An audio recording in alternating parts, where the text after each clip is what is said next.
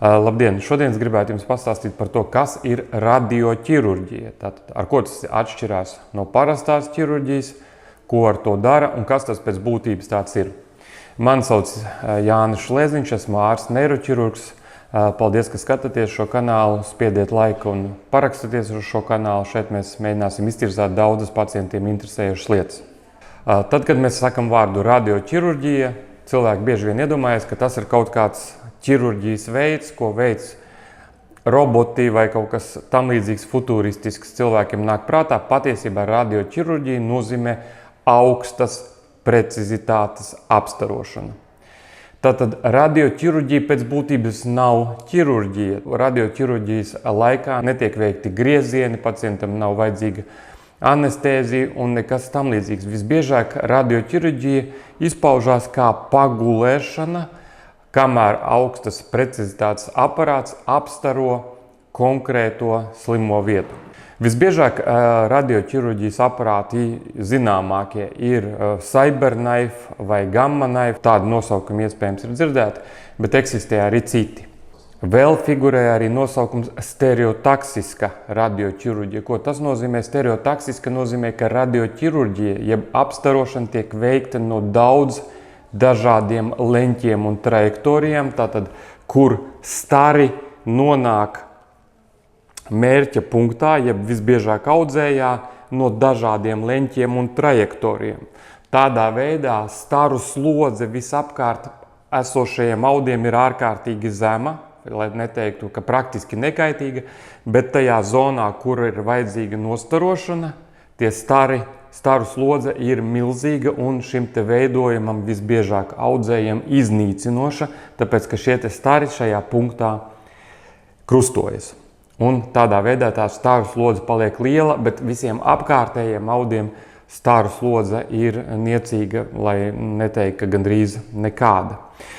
Ko tad mēs varam ārstēt ar radioķirurģiju? Visbiežāk ar radioķirurģiju var ārstēt kaut kādus veidojumus, kas ir labi norobežoti, kam ir laba robeža. Tāpēc, ka šim te datoram, kas vada šo te radioķirurģiju, vajag dot precīzu norādījumu, precīzi iezīmēt robežu, kas tieši viņam ir jāapstaro. Un līdz ar to tas nevar būt kaut kas izplūdis liels ar neskaidrām robežām. Tā ir kaut kāda lieta, kurai ir skaidras, viegli nosakāmas robežas.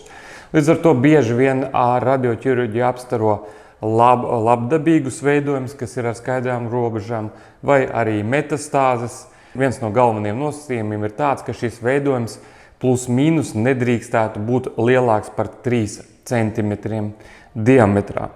Tas ir saistīts ar to, ka, ja mēs apstarojam kaut ko daudz lielāku, tad tie stari, kas nāk no dažādām malām, tomēr apstaro arī pārklājās un apstaro arī nedaudz blakus esošos audus, un tādā veidā var radīt blakus esošo audu bojājumu.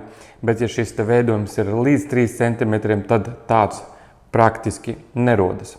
Tad visbiežāk ar šādu te radioķirurģiju var ārstēt meningiomas, kas ir labdabīgs smadzeņu apvalka audzējs, vai arī metastāzes.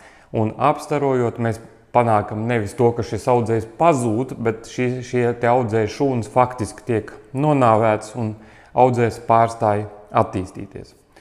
Kādas ir priekšrocības šādai te metodē? Tātad, kad mums ir runa par to, ka galvaskausa iekšpusē ir kaut kas, kas ir kaitīgs cilvēkam, mums ar to ir jātiek galā, tad pastāv pamatā 2 metodas, kā ar to tikt galā. Viens, tā ir ķirurģija, tātad tas nozīmē cilvēkam jādodas slimnīcu, jāguļās uz operāciju galda, viņam tiek dot narkoze un ķirurgs veic šo te operāciju, viņam izņemot un izņem ārā šo te veidojumu. Ja?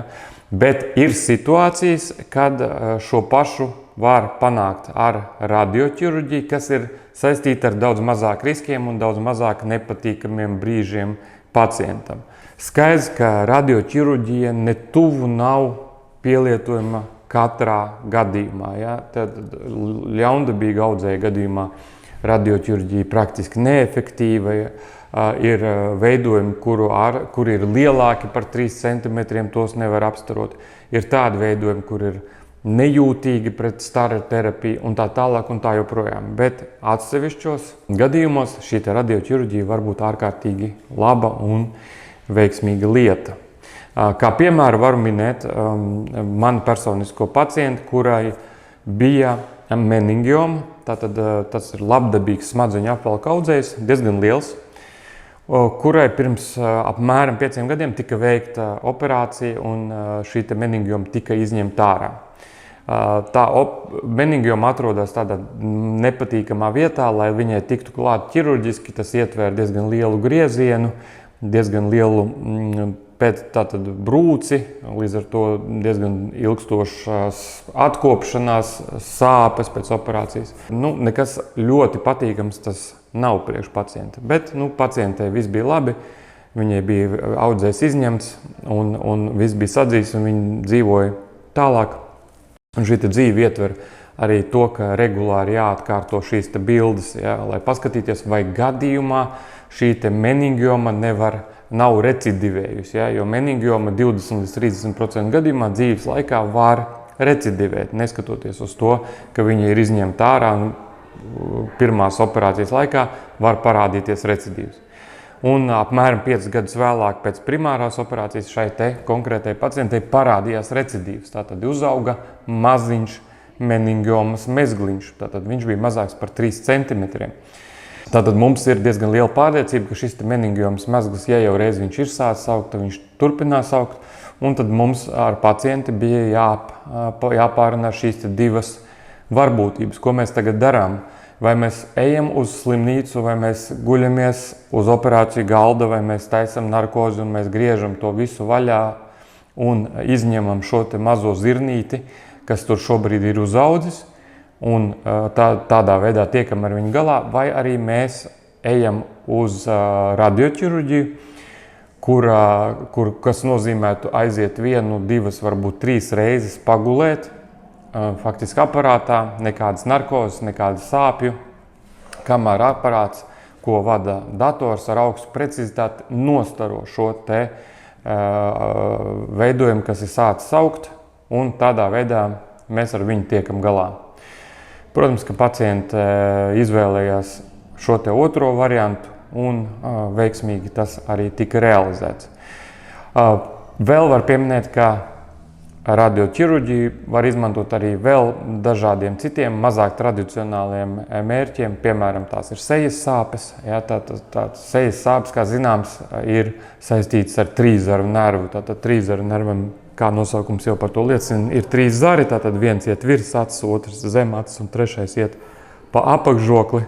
Tātad šīs sejas sāpes cilvēkiem ir samērā bieži sastopama problēma, un arī šādas sejas sāpes var ārstēt ar radioķirurģiju.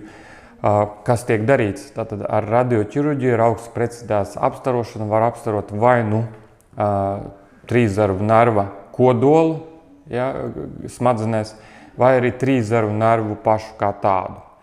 Protams, ka šī procedūra un kad to vajag darīt un kā to dara un ko tieši apstarot, tas ir atsevišķa video vērts temats, ko es šobrīd neizcirzāšu, bet kā ilustrācija zināmos gadījumos var veiksmīgi ārstēt arī sejas sāpes ar radioķirurģiju.